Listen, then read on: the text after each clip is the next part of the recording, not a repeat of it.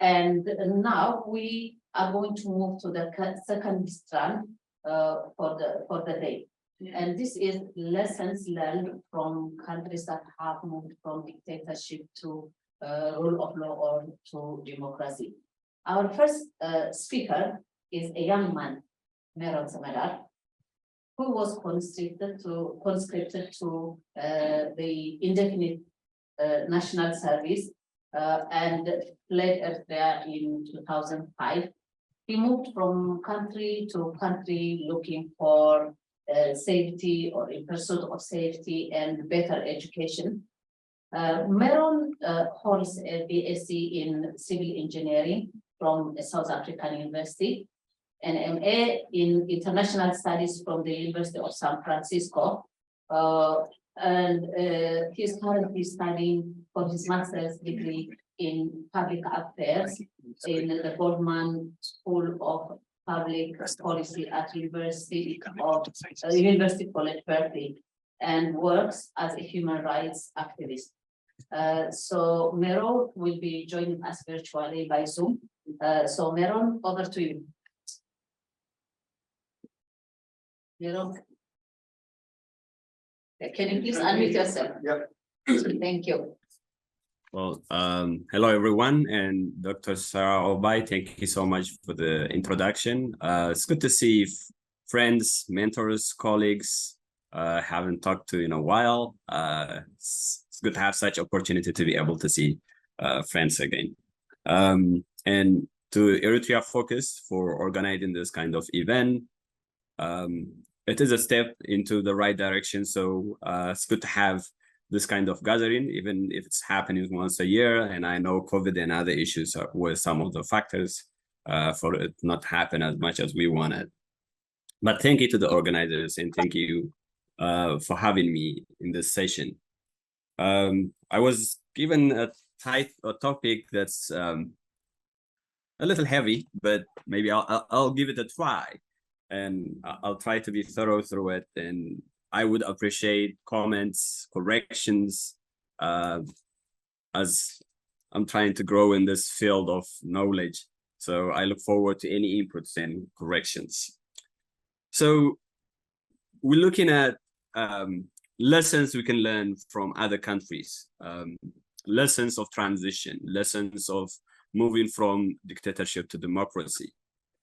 And as I was writing this, I kind of asked myself, is this a process that we have to go through to be able to get to where we need to see ourselves? I live in the United States, and you look at the history of this country, but then something unique happens in this country is that the forefathers were very strong. They really invested their time in the Constitution. Not the best, but they've done everything they can to try to accommodate all sorts of sectors of what could possibly happen down the road. In the case of Eritrea, there has been so many courageous activities done, including the struggle for 30 years. But something that felt missing was that there hasn't been a thought of what would happen post-independence. What kind of Eritrea will we see, or how do we want to govern ourselves? And I think that's the reason, the main reason why we're here today. The fact that key questions were not asked at the right time. Perhaps there was so much emotion. The ambition to try to get independence was the biggest of all, but we didn't look far beyond.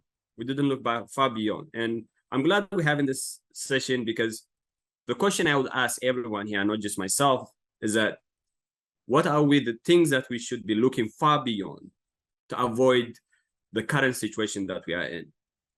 And I look through some countries, how they try to bring about change, because for us to see ourselves in a democratic kind of situation, something has to happen.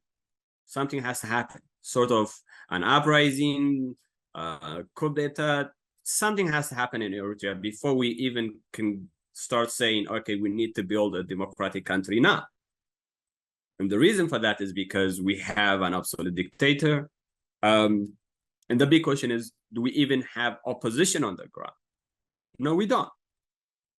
If you look at most of the countries that has made some form of transition in recent history, they had something on the ground.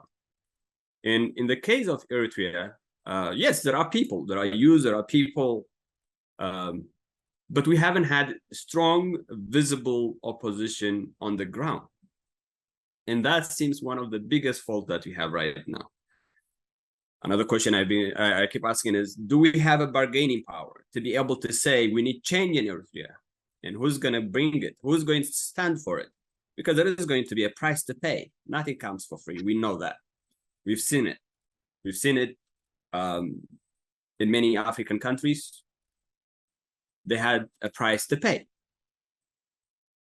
And what would be that price for Eritreans? What would be that price for our home country? If you look over the past maybe 60, 70 years, most African countries gained their independence since the 1960s. And how many African countries do they have reached democracy per se? And the kind of democracy, it's always not perfect, but some form of democracy.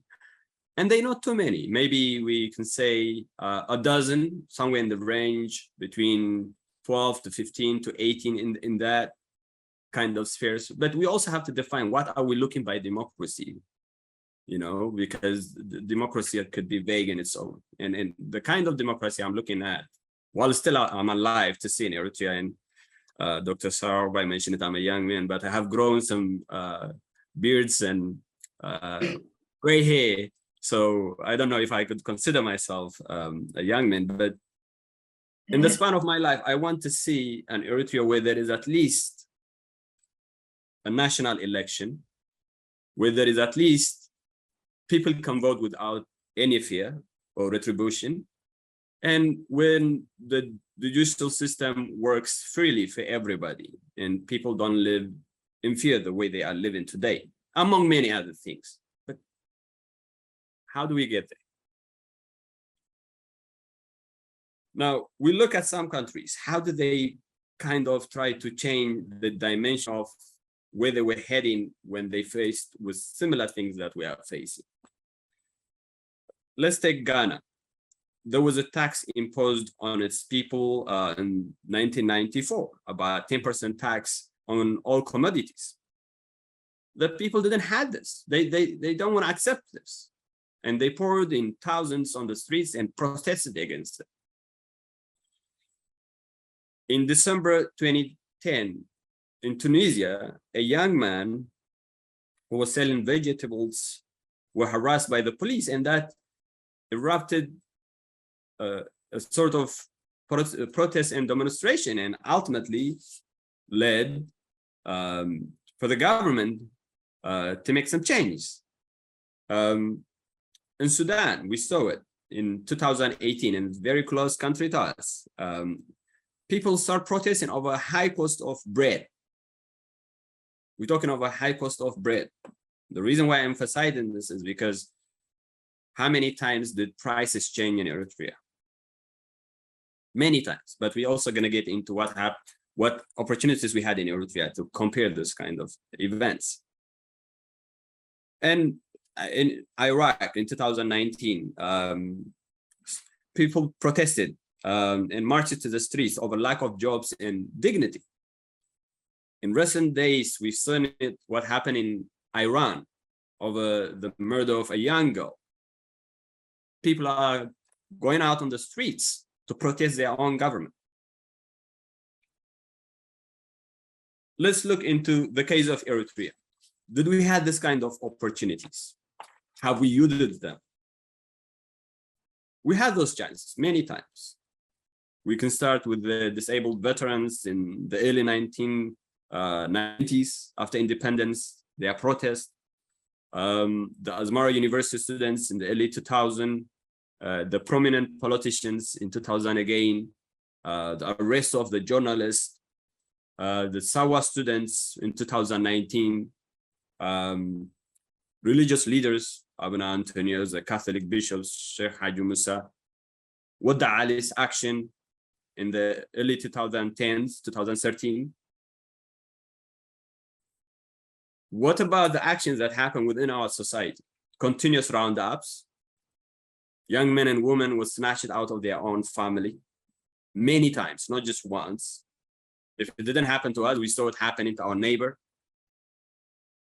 The price increase in Eritrea happened a dozen times to the point that people start living on rations and the government start controlling people's lives through those rations.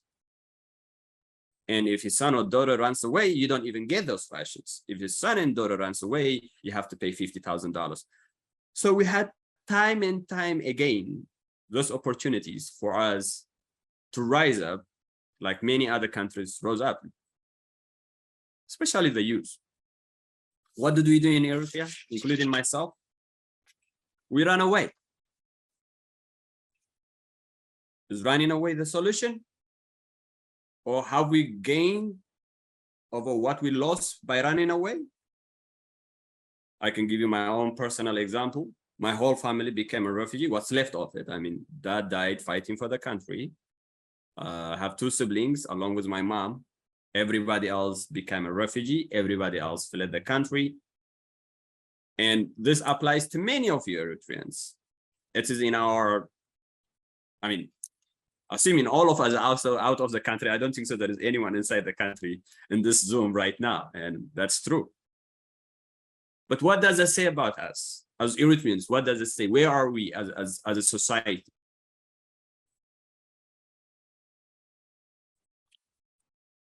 So those are the things we have to question.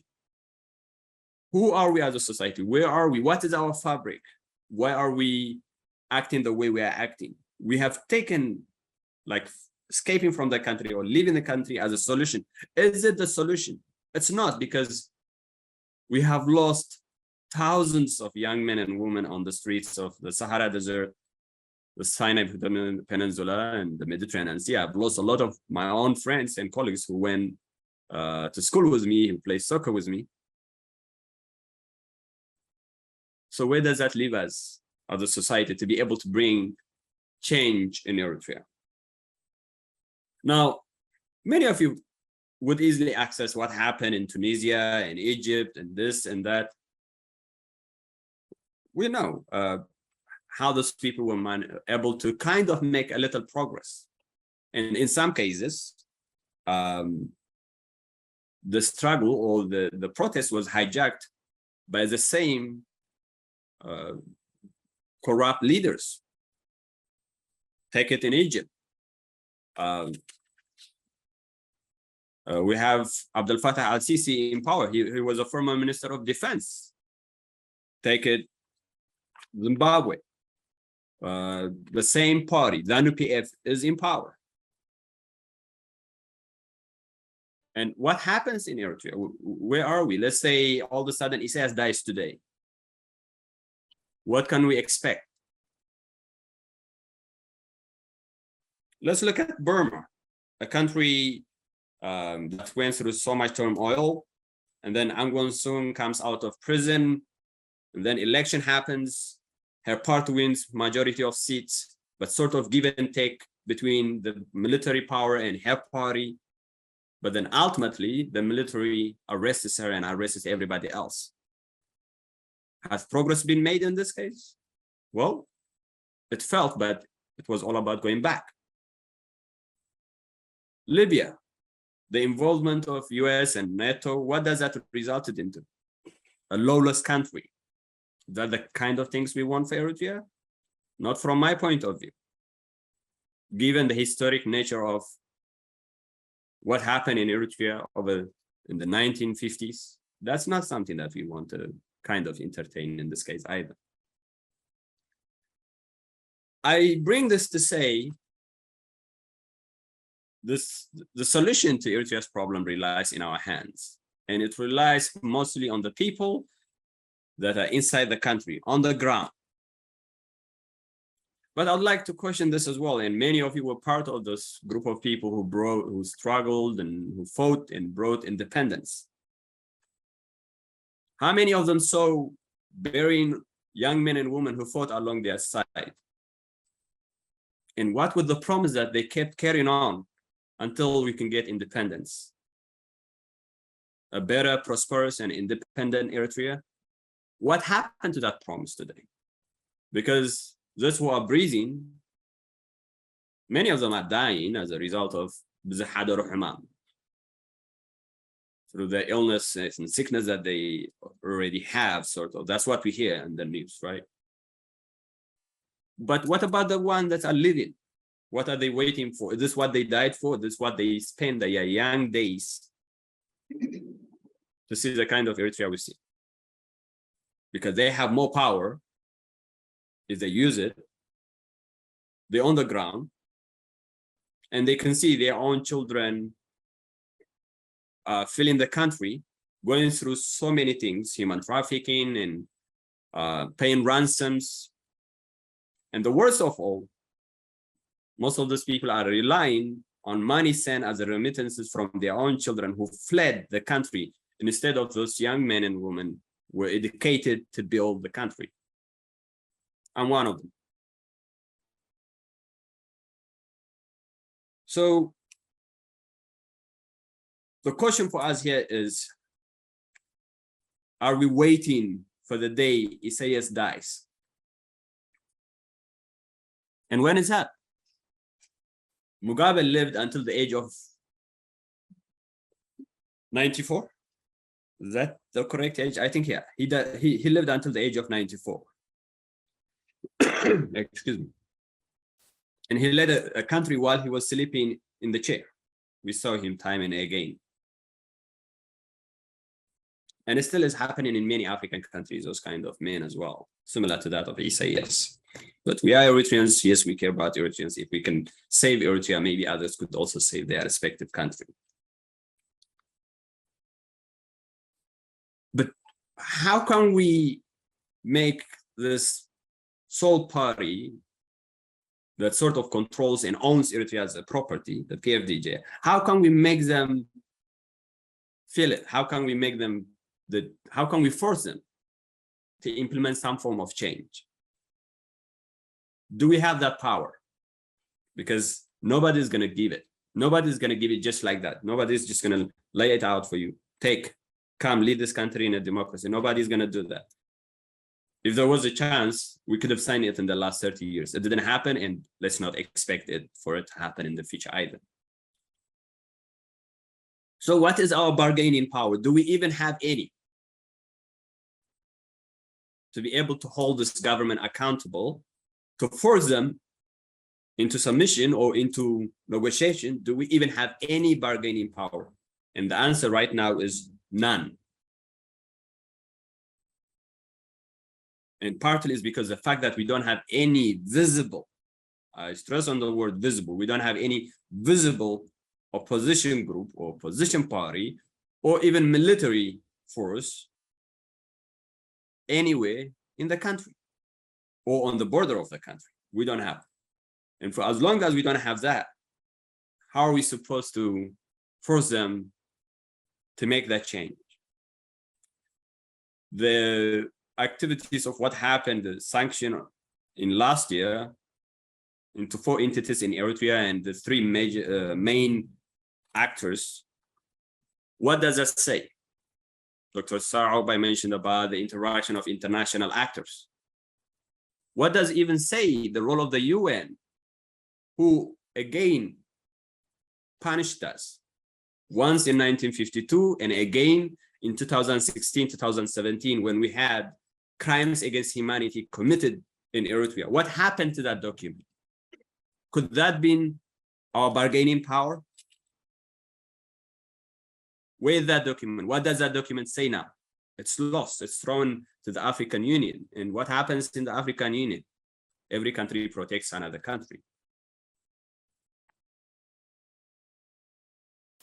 Most of you know what should come as a result of change in Eritrea, but the big question is, how do we get there? That is the biggest issue we have. Yes, we can talk about establish a council of leaders or professionals, release immediately the political prisoners and prisoners of conscience, to form a body of scholars that could review, that will revise or craft a new constitution, determine dates for political parties to register, determine date for parliamentary, presidential election, set election day and hold a national election, build a body of truth and reconciliation to help the country, and then limiting the military for military purpose. I mean, this transition, we're not going to change it. It happened in many countries. It's the same. But the biggest question we have in our own hand is, how do we get there? How do we force this regime to submission?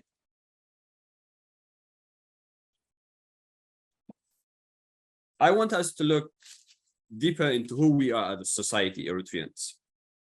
Because let's look at our current state, how divided we are. Yesterday it was this, today it is this, and then tomorrow another new factions come.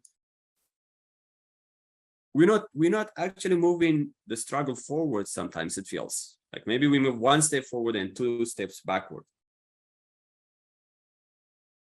So I want us to question deeper into who we are as being. Something fundamental is lost within our society. Who are we as Eritreans? Maybe let's go back 150 years, because that's the time when colonizers start arriving in the shores of the Red Sea. Let's try to identify, who are we? We are a society of religion, culture, and way of life that truly defines us. But what are we doing with those elements?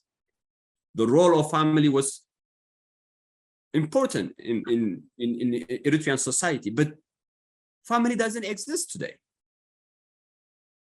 Family is like my family. My mom lives in Ethiopia, my two siblings live in Canada, I live here, I lost my dad to the struggle. Where is that Eritrean family? And it applies to most of Eritreans the same way. What have we done with the culture? Where is it helping us? Where are we utilizing it? When it said first Era Festival, summer 2022, is that the only time? The culture has its own ingrained ways of guiding the society to live. A good example is this. How do we define our regions in Eritrea? The new regime introduced the 6 zones. That doesn't connect with the culture and history of the people. It is outrageous that really tell something about our society. But that's also taken away from them. So something fundamentally is wrong within our society, and how do we change it? Well, let's look at an example. The Jewish people were close to extinct at some point. They almost lost their existence on this earth. Today, they are the most powerful, most influential, both financially, politically, and as a community in every corner of this world. Should we try to imitate what they did? In order to find ourselves, who are we as a society? What fundamentally we have lost? The Jewish people had to question their being. They had to question even their existence and their God, even if their God exists, even if their God is a true God. They went to that degree of questioning. We Eritreans, both Muslims and Christians, we think we are a religious society. But what did our religion truly did for us? Did we even question why we believe what we believe? Did we even question, did we ask ourselves, why are we going through this? Is our God a true God? For Meron to lose his friends in the worst horrific way in the Mediterranean. Lampedusa is a good example. And many things happened. We even sold our own siblings, our own sisters to human traffickers. We sold them. We went far. Everything that could happen on this earth happen to the Eritrean soul. I even went to the question to ask, do we know what does it mean to be human? As Eritreans, do we know what does it mean to be human? Have we taken the moment to define it? What does our humanity, our existence in this world mean? We are leaving the country in droves. Yes, young people to get to be born. We saw the country going to war, and there were so many young people dying recently. But what are we leaving behind? Because I live in the US, many of you live in the UK, Australia, some part of Africa, and Canada. Who are we to Eritrea? And what is Eritrea going to become of? None of you can say this, because none of us can say the light at the end of the tunnel right now. If we've been truly honest about ourselves, we don't even know what that light at the end of the tunnel is at this very moment, given all the circumstances that's happening. That's why early on I said, if I can see a light of election, national election with the constitution, I'll be lucky. So let's go back. Let's ask ourselves fundamentally what we lost as a society. Because today, the brotherhoodness, the sisterhoodness among Eritreans, I'm sorry, I don't see it. We lost it. We've done great things. We struggled against foreign powers and we brought independence, so much courage. But that courage, the same people who brought that courage, they are digging the grave. They are burying it in front of our eyes. And what does that do to the society even? We had so many things to celebrate, Funko, this and that. But all this progress that were made, yes, we have independent country, Eritrea, yes, nobody is going to touch that. But if the people is disintegrated like this, if family no longer exists, and the route to democracy doesn't give us any light, who are we? To see the kind of change we want to see, I think we have to go deeper. Ask that question fundamentally. Who are we as a society? What is it, the things that we missed, we lost in our roots? Because something has gone. Something has lost. I tell you, when we get independence, I moved from Sahel to Karen, and I used to spend summers with my grandparents, helping them plow the land, herd the cattle. I saw something magical,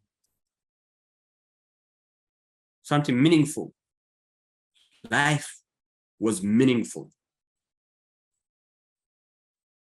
I don't think so we can do the same about that. You might ask me, you haven't been to the country recently. Yeah, I haven't, but I get to have the chance of meeting my mom after 16 years. And I had a deeper conversation. And obviously, my mom is not that highly educated woman, but she is very bright. And her words is that even brothers and sisters cannot trust each other nowadays.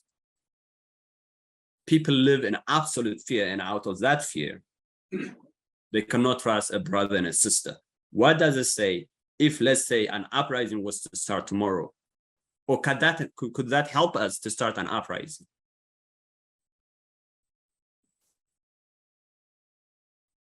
I think I say too much, probably words beyond my capability. So I will leave it there. But it's a question more than a solution I have. Do we have any bargaining power to be able to keep these people to submission or to come to the table? Did our current situation tell us there is light at the end of the tunnel for those people to even consider of democracy? Are we going to wait until Isaias dies? We don't know what would happen even when he dies, because we don't have anything visible as opposition on the ground. Do we Eritreans understand what it means to be human? I think the answers to those, I don't know them myself, but they could possibly lie if we go deep down and try to understand who we are, the society, what made us to be this society, our fabrics, our diversity, our uniqueness, how we came together when there was an issue within our community. When we resolve them like brothers and sisters, even if we are from two different religions or from two different regions.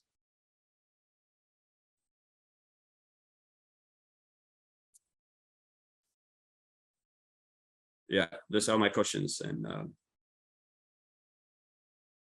I'll leave it there. Thank you for your time.